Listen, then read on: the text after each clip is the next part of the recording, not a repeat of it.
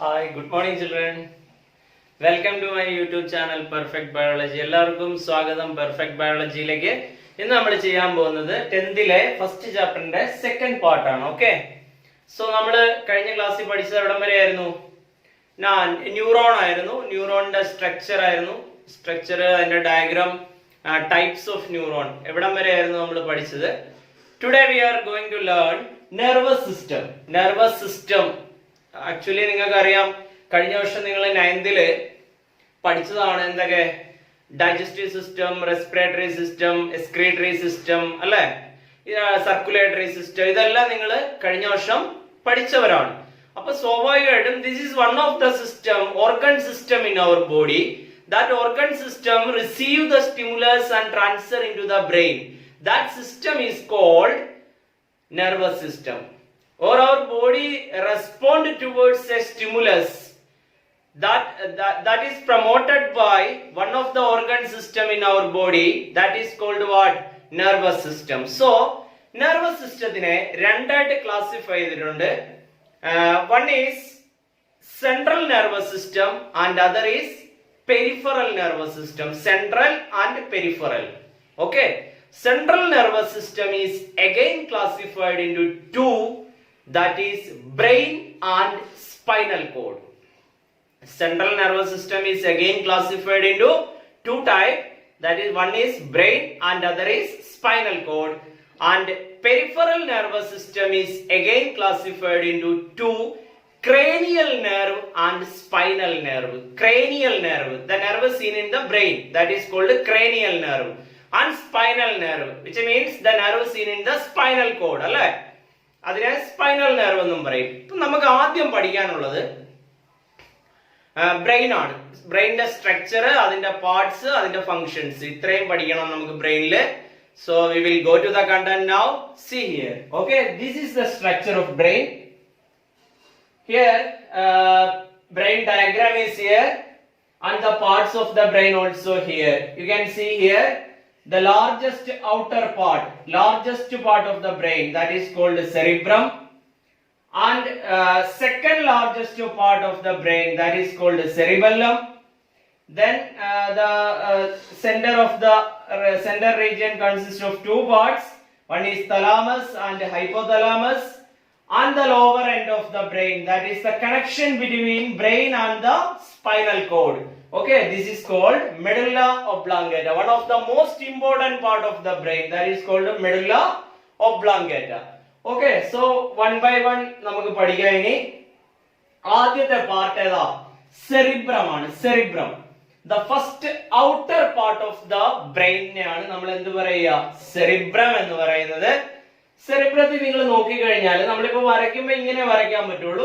പക്ഷെ സെറിബ്രത്തിന്റെ സ്ട്രക്ചർ എന്ന് പറയുന്നത് it contain lot of foldings and convolutions. എന്ന് പറഞ്ഞാൽ എന്താ? ധാരാളം ചുളിവുകളും മടക്കുകളും കാണുന്ന ഒരു ഭാഗമാണ് ഏത്? സെറിബ്രം. It contain lots of foldings and convolutions. Okay, ചുളിവുകളും മടക്കുകളും കാണുന്ന ഭാഗമാണ് സെറിബ്രം. ഇനി അതുപോലെ തന്നെ വേറൊരു പ്രത്യേകത ഇതിന്റെ, it control all the voluntary activities. എല്ലാത്തരം വോളണ്ടറി ആക്ടിവിറ്റീസിനെയും കൺട്രോൾ ചെയ്യുന്ന ഭാഗം എന്ന് പറയുന്നത് ഏതാണ്? സെറിബ്രം ആണ്, അല്ലെ. It control all the voluntary activities such as memory, imagination, thinking, writing, reading, creativity. ഇതിന്റെ ഒക്കെ സെന്റർ എന്ന് പറയുന്നത് എവിടെയാണ്? സെറിബ്രം ആണ്. It is the center of memory, imagination, thinking, writing, reading. All these voluntary activities are controlled by cerebrum. Okay, I hope you understood. And one more fact regarding the cerebrum is, നമുക്കറിയാം, ജനിക്കുന്ന ഒരു കുട്ടി ഇപ്പൊ ജനിച്ചു വീഴുമ്പോ ആ കുട്ടിക്ക് ഈ ഫോൾഡിങ്ങുകളും കൺവല്യൂഷൻസും ഒന്നും ഉണ്ടാവില്ല സെറിബ്രത്തിൽ. എന്തായിരിക്കും അതിന്റെ റീസൺ? അതിന്റെ റീസൺ ഒറ്റ കാര്യമേ ഉള്ളൂ. ആ കുട്ടി വളരുന്നതിനനുസരിച്ചാണ് നമ്മുടെ ബ്രെയിൻ എന്ത് ചെയ്യുക? ഇൻഫർമേഷൻസിനെ സ്റ്റോർ ചെയ്യുന്നത്. ഓക്കെ, ഈ ഇൻഫർമേഷൻസിനെ സ്റ്റോർ ചെയ്യാൻ അപ്പൊ ഈ ഒരു ചെറിയ സെറിബ്രത്തില് എത്രയോ കാലം നമ്മൾ ജീവിക്കുന്നതാണ്, അല്ലെ. അത്രയും വർഷത്തെ ഇൻഫർമേഷൻസിനെ സ്റ്റോർ ചെയ്യണം. സ്റ്റോർ ചെയ്യണമെങ്കിൽ സ്ട്രെയിറ്റ് ആയിട്ട് ഒരിക്കലും ഇത്രയും കാര്യങ്ങൾ സ്റ്റോർ ചെയ്യാൻ പറ്റില്ല. ഒരു വ്യക്തിയുടെ ജീവിതത്തിൽ ഒരുപാട് കാര്യങ്ങൾ കിട്ടും അല്ലെ, പുറത്തു നിന്ന്, കൂട്ടുകാരിൽ നിന്ന്, വീട്ടിൽ നിന്ന്, അല്ല മറ്റുള്ള മീഡിയാസിൽ നിന്ന്, പഠിക്കുന്നതിൽ നിന്ന്, ഇങ്ങനെ ഒരുപാട് ഇൻഫർമേഷൻസ് സ്റ്റോർ ചെയ്യേണ്ടതായിട്ടുണ്ട്. അപ്പൊ ഇങ്ങനെ ഇൻഫർമേഷൻസിനെ സ്റ്റോർ ചെയ്യുമ്പോൾ ഓട്ടോമാറ്റിക്കലി അവിടെ ഫോൾഡിങ്ങുകൾ വരാൻ തുടങ്ങും. ഒരു വ്യക്തിയുടെ സെറിബ്രത്തിലെ നമ്പർ ഓഫ് ഫോൾഡിങ് ഇൻക്രീസ് ചെയ്യുക എന്ന് പറഞ്ഞാൽ അതിന്റെ അർത്ഥം more informations R stored inside the cerebrum എന്നാണ്. അപ്പൊ ജനിക്കുന്ന ഒരു കുട്ടിയെ സംബന്ധിച്ച് മൊത്തം ബ്ലാങ്ക് ആണ്, ആ കുട്ടിക്ക് ഒരു ഇൻഫർമേഷനും ഇല്ല, അതുകൊണ്ട് തന്നെ സെറിബ്രം പ്ലെയിൻ ആയിരിക്കും. But that child become mature and mature, more and more informations are catched and stored inside the cerebrum. According to that, the foldings and convolutions are increased inside the cerebrum. Okay, I hope you got it. So we will go to the next part. Next part is we will go in this order. Thalamusന്റെ പ്രത്യേകത എന്ന് പറഞ്ഞാല് thalamus ശരിക്കും ഒരു സെക്യൂരിറ്റിക്കാരനെ പോലെയാണ്. അതിന്റെ വലിയൊരു പ്രത്യേകത, സെക്യൂരിറ്റിയുടെ ജോലി എന്താ? അകത്തോട്ടും പുറത്തോട്ടും ആളുകളെ ശ്രദ്ധിച്ച് കടത്തിവിടുക എന്നുള്ളതാണ് സെക്യൂരിറ്റിയുടെ ജോലി. അതേ ജോലിയാണ് തലാമസ് ഇവിടെ ചെയ്യുന്നത്. എന്താണ് ചെയ്യുന്നത്? It help to control in and out movement of impulse from the brain to the brain and out of the brain.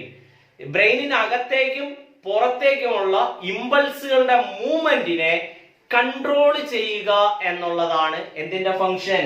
തലാമസിന്റെ function.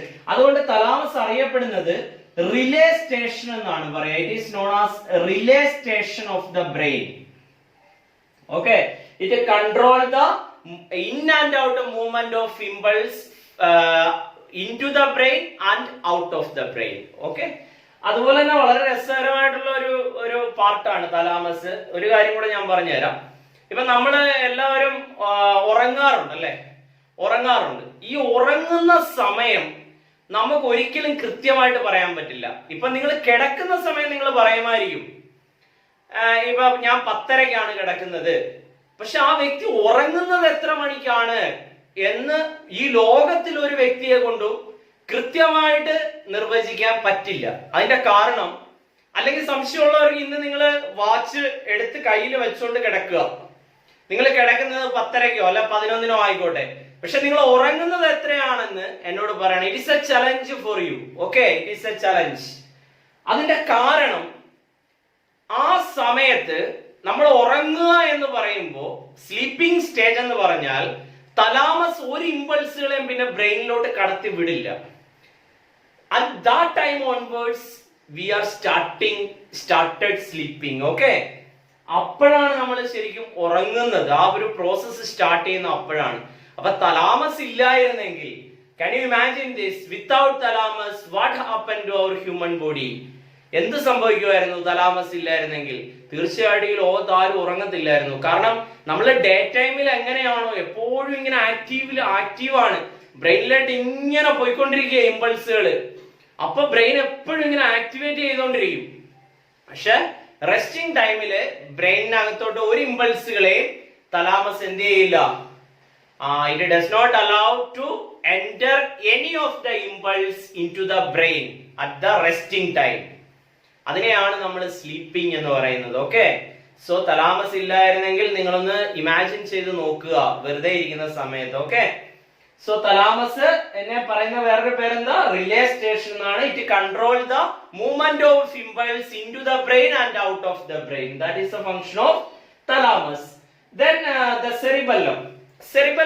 Actually cerebellum is the second largest part of the human body, human brain, and it control body balance, equilibrium. Body balance നെ maintain ചെയ്യുക എന്നുള്ളതാണ് എന്തിന്റെ function? സെറിബെല്ലത്തിന്റെ function എന്ന് പറയുന്നത്. It control body balance, it control equilibrium of the body. So that is the function of cerebellum. And the most important part of the brain, that is medulla oblongata. Medulla ഒബ്ലോംഗേറ്റയുടെ function എന്ന് പറയുന്നത് ഒരു vast function ആണ്. കാരണം നമുക്കറിയാം ഒരു highly protected ഏരിയയിലാണ് അത് കാണുന്നത്. But it is not covered by any layers. Medulla oblongata is not protected with any of the layer. അപ്പൊ നിങ്ങൾക്ക് ഇവിടെ ഹെൽമെറ്റ് വെക്കണം എന്ന് പറയുന്നതിന്റെ ഇമ്പോർട്ടൻസും കൂടെ ഇവിടെ നിങ്ങൾക്ക് മനസ്സിലാവും. എന്തുകൊണ്ടാണ് ഗവൺമെന്റ് എല്ലാ ജനങ്ങളും ഹെൽമെറ്റ് കമ്പൽസറി ആയിട്ട് ഉപയോഗിക്കണം, ഹെഡ് ഇഞ്ചുറി ഉണ്ടാകാതെ പ്രൊട്ടക്ട് ചെയ്യണം എന്ന് പറയുന്നതിന്റെ കാരണം കൂടെ ഞാൻ ഇതിന്റെ കൂട്ടത്തിൽ പറയും, ശ്രദ്ധിച്ചിരിക്കുക. മെഡുല്ല ഒബ്ലോംഗേറ്റയുടെ ഫംഗ്ഷൻ എന്ന് പറയുന്നത് ഒറ്റ വാക്കിൽ പറയുകയാണെങ്കിൽ it control all the involuntary activities. നമ്മുടെ ബോഡിയിലെ എല്ലാ ഇൻവോളണ്ടറി ആക്ടിവിറ്റീസിനെയും കൺട്രോൾ ചെയ്യുന്നത് മെഡുല്ല ഒബ്ലോംഗേറ്റയാണ്. എന്ന് പറഞ്ഞാൽ അതിന്റെ അർത്ഥം എന്താ? നമ്മുടെ ഇഷ്ടത്തിനനുസരിച്ച് നടക്കാത്ത എല്ലാ പ്രവൃത്തികളെയും. What is the difference of voluntary and involuntary? Involuntary എന്ന് പറഞ്ഞാൽ the activities are not controlled by our wish, not controlled by our will. Okay, നമ്മുടെ ഇഷ്ടത്തിനനുസരിച്ച് നടക്കാത്ത എല്ലാ കാര്യങ്ങളും. ഇപ്പൊ തന്നെ ഞാൻ വിചാരിക്കുകയാണ് ഇത്ര നേരം നടന്നില്ലേ, ഒരു 2 സെക്കൻഡ് എന്റെ ഹാർട്ട് ഒന്ന് നിക്കട്ടെ എന്ന് ഞാൻ വിചാരിച്ചാൽ നിൽക്കുവോ? ഒരിക്കലും ഇല്ല. It is impossible. It is an involuntary activity, heart beat എന്ന് പറയുന്നത്. So that is controlled by oblongata. ഇങ്ങനെയുള്ള എല്ലാ ഫിസിയോളജിക്കൽ ആക്ടിവിറ്റീസിനെയും respiration, digestion, excretion, circulation, heart beat, pulse, എല്ലാ പ്രവൃത്തികളെയും കൺട്രോൾ ചെയ്യുന്നത് ആരാണ്? മെഡുല്ല ഒബ്ലോംഗേറ്റയാണ്. ഇനി ഇത് കൂടാതെ വൊമിറ്റിങ്, സ്നീസിങ്, കഫിങ്, ഇതെല്ലാം ചുമ, തുമ്മല്, ഛർദില്, ഇതെല്ലാം കൺട്രോൾ ചെയ്യുന്ന ആരാണ്? മെഡുല്ല ഒബ്ലോംഗേറ്റയാണ്. ഇനി ഞാൻ കാര്യത്തിലോട്ട് വരാം. ഇപ്പൊ സപ്പോസ് നിങ്ങൾ എല്ലാവരും കേട്ടിട്ടുണ്ടോ, ആക്സിഡന്റുകൾ ഒക്കെ കണ്ടിട്ടുണ്ടാവാം. ചിലര് അതിനെപ്പറ്റി പത്രത്തിൽ വായിച്ചിട്ടുണ്ടാവാം, ചിലര് കേട്ടിട്ടുണ്ടാവും മറ്റുള്ളവർ പറഞ്ഞ്. എന്ത് തന്നെ ആയാലും ബൈക്ക് ആക്സിഡന്റുകൾ എന്ന് പറയുന്നത് ഒരുപാട് നടക്കുന്ന ഒരു സ്ഥലമാണ് നമ്മുടെ കേരളം എന്ന് പറയുന്നത്, അല്ലെ? ഈ ബൈക്ക് ആക്സിഡന്റുകളിൽ എല്ലാം മിക്കവാറും ഉണ്ടാകുന്നത് ഈ ബാക്കിൽ ഇരിക്കുന്ന ആള് തല പുറകിൽ അടിക്കുക, അങ്ങനെയുള്ള സംഭവങ്ങളാണ് നടക്കാറുള്ളത്. ഹെൽമെറ്റ് ഉപയോഗിക്കാറില്ല ബാക്കിൽ ഇരിക്കുന്നവര്. ഓടിക്കുന്നവര് മാത്രമാണ് ഹെൽമെറ്റ് കുറച്ചു പേരെങ്കിലും ഉപയോഗിക്കുന്നത്. അപ്പൊ ഹെൽമെറ്റ് ബാക്കിൽ ഇരിക്കുന്നവരും കമ്പൽസറി ആയിട്ട് ഉപയോഗിക്കേണ്ട ഒരു ആവശ്യകതയെ പറ്റിയാണ് ഞാൻ ഇപ്പൊ പറയാൻ പോണത്.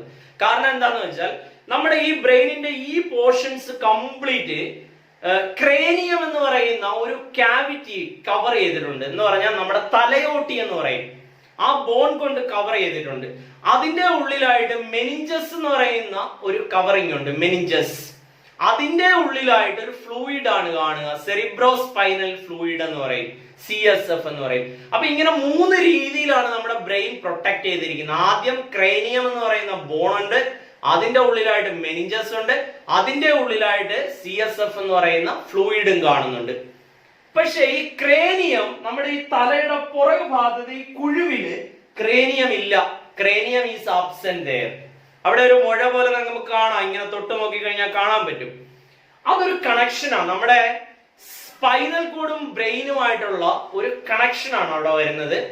ആ ഭാഗമാണ് ശരിക്കും വളരെ സെൻസിറ്റീവ് ആയിട്ടുള്ള, വളരെ ഇമ്പോർട്ടന്റ് ആയിട്ടുള്ള ആ ഭാഗമാണ് ഏത്? മെഡുല്ല ഒബ്ലോംഗേറ്റ എന്ന് പറയുന്നത്. അപ്പൊ സ്വാഭാവികമായിട്ടും, പക്ഷെ അത് നിൽക്കുന്നത് ഒരു കുഴിയിലാണ്. അതുകൊണ്ട് തന്നെ നമ്മൾ ഇങ്ങനെ നേരെ ഒന്ന് വീണാലൊന്നും ഒരിക്കലും നമുക്കൊന്നും സംഭവിക്കത്തില്ല. പക്ഷെ ഫോഴ്സിൽ നമ്മൾ വീഴുമ്പോ, പുറകോട്ട് വീഴുമ്പോ ആദ്യം അടിക്കുക ഈ തലയുടെ പുറകു ഭാഗമായിരിക്കും. മനസ്സിലായോ പറഞ്ഞ നിങ്ങൾക്ക്? അപ്പം അവിടെ അടിച്ചു കഴിഞ്ഞാൽ that cause damage to medulla oblongata. അങ്ങനെയുള്ള വീഴ്ചകള് നമുക്ക് ഡാമേജ് ഉണ്ടാക്കും ഒബ്ലോംഗേറ്റയ്ക്ക്. നോർമലായിട്ട് നമ്മൾ വീണാൽ അതിനൊന്നും സംഭവിക്കില്ല, കാരണം നമ്മുടെ ഈ ഭാഗമേ ഇടിക്കുള്ളൂ. ഒബ്ലോംഗേറ്റ ഈ കുഴിയുടെ ഭാഗത്താണ്, ഈ കുഴിവിലാണ്. കാരണം നമ്മുടെ പുറം ഭാഗം കൊണ്ട് നമ്മൾ ഇങ്ങനെ വീഴുക ചെയ്യുക, ഇവിടവും പുറവുമായിരിക്കും ഇടിക്കുക. അതിന്റെ നടുവിൽ ഇങ്ങനെ ഒരു കർവിങ് ആണ്. ആ കർവ് കാരണം അവിടെ ഒന്നും വരില്ല. പക്ഷെ ഫോഴ്സിൽ നമ്മൾ വീഴുമ്പോൾ നമുക്ക് അടിക്കുന്ന ആദ്യത്തെ ഭാഗം ഒബ്ലോംഗേറ്റ ആയിരിക്കും പുറകിൽ അടിക്കുന്നത്. അപ്പൊ അത് ഫോഴ്സ്ഫുള്ളി ആയിട്ടുള്ള ഒരു ഡാമേജ് അതിനുണ്ടാകാനുള്ള സാധ്യതയുണ്ട്. ഇനി രണ്ടാമത്തെ കാര്യം, മെഡുല്ല ഒബ്ലോംഗേറ്റയ്ക്ക് എന്ത് സംഭവിച്ചു ചെന്നാലും ഡോക്ടേഴ്സ് പറയും 24 hour ഒബ്സർവേഷനിൽ ഇരിക്കട്ടെ എന്ന് പറയും. അതിന്റെ കാരണം നമ്മുടെ ലൈഫ് ആക്ടിവിറ്റീസ് കംപ്ലീറ്റ് ഒരു സൈക്ലിക് ആണ്. ആ സൈക്കിളിന്റെ ഉള്ളില് ആ വ്യക്തി വൊമിറ്റ് ചെയ്താൽ, വൊമിറ്റ് ചെയ്താൽ ഡോക്ടർ കൺക്ലൂഡ് ചെയ്യുന്നത് എന്താണ്? Something is happen to oblongata എന്നാണ്. അതിന്റെ കാരണം ഒബ്ലാങ്കേറ്റയാണ് എന്തിനെ കൺട്രോൾ ചെയ്യുന്നത്? വൊമിറ്റിംഗ് എന്ന് പറയുന്ന ഫിനോമിനനെ കൺട്രോൾ ചെയ്യുന്നത് ഒബ്ലാങ്കേറ്റയാണ്. അപ്പൊ ഒബ്ലാങ്കേറ്റയ്ക്ക് ഉണ്ടാകുന്ന എന്ത് ഡാമേജും വൊമിറ്റിങ്ങിന് കാരണമാവും. ഞാൻ പറഞ്ഞത് നോർമൽ വൊമിറ്റിംഗ് അല്ല, അബ്നോർമൽ ആയിട്ട് വൊമിറ്റ് ചെയ്യുക. ഒരു കാരണവുമില്ലാതെ ഈ വീഴ്ചകളിലും ആക്സിഡന്റുകളിലും ഒക്കെ ചുമ്മാ ഇങ്ങനെ വെള്ളം ഛർദ്ദിക്കുന്ന പോലെ യെല്ലോയിഷ് ഫ്ലൂയിഡോ എന്തെങ്കിലും വൊമിറ്റ് ചെയ്താൽ may be there will be a possibility of the damage of medulla oblongata. അങ്ങനെ എന്ത് സംഭവിച്ചാലും it is not curable.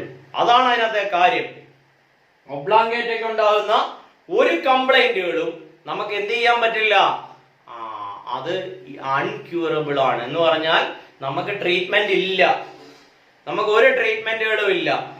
To choice ആണ് അവിടെ. One is death or paralysis. കഴുത്തിന് കീഴ്പോട്ട് ചിലപ്പോൾ തളർന്നു പോകാം, അല്ലെങ്കിൽ എന്ത് സംഭവിക്കാം? മരണം സംഭവിക്കാം. ഇവിടെയാണ് ഹെൽമെറ്റിന്റെ ഇമ്പോർട്ടൻസ് എന്ന് പറയുന്നത്. അപ്പൊ തീർച്ചയായിട്ടും ആര് യാത്ര ചെയ്താലും ഹെൽമെറ്റുകൾ ഉപയോഗിക്കണം നിർബന്ധമായിട്ടും. അത് ഗവൺമെന്റിന് വേണ്ടിയിട്ടോ പോലീസിന് വേണ്ടിയിട്ടോ അല്ല, നമുക്ക് സ്വയം പ്രൊട്ടക്ഷന് വേണ്ടി, സെൽഫ് പ്രൊട്ടക്ഷന് വേണ്ടിയിട്ടാണ്. അതിന്റെ റീസൺ പഠിക്കുന്ന നിങ്ങൾക്ക് ഇപ്പൊ മനസ്സിലായി കാണും. ഇനി അറിയാത്തവരോട് നിങ്ങൾ ഇത് പറഞ്ഞു കൊടുക്കുക. Okay, what is the importance of helmet and how it protect the medulla oblongata. കാരണം ഹെൽമെറ്റിന്റെ പുറം ഭാഗം നിങ്ങൾ ശ്രദ്ധിച്ചിട്ടുണ്ടാവും, ഇത് വളരെ തിക്നെസ് കൂടുതലാണ് അല്ലെ, സ്പോഞ്ച് കൂടുതലാണ്. കാരണം അത് ഒബ്ലാങ്കേറ്റയ്ക്കുള്ള പ്രൊട്ടക്ഷൻ ആണ് ആ സാധനം. അപ്പൊ അത് തീർച്ചയായിട്ടും ചെയ്യണം. So what is the function of medulla oblongata? It control all the involuntary activities. It control all the involuntary activities. Next is hypothalamus. Actually hypothalamus തലാമസിന്റെ തൊട്ട് താഴെയായിട്ട് കാണപ്പെടുന്ന ഒരു ഭാഗമാണ് ഇത് ഹൈപ്പോതലാമസ് എന്ന് പറയുന്നത്. ഇതിന്റെ ഒരു ഫംഗ്ഷൻ എന്ന് പറയുന്നത് ഇറ്റ് മെയിൻറ്റെയിൻ ഹോമിയോസ്റ്റാസിസ്.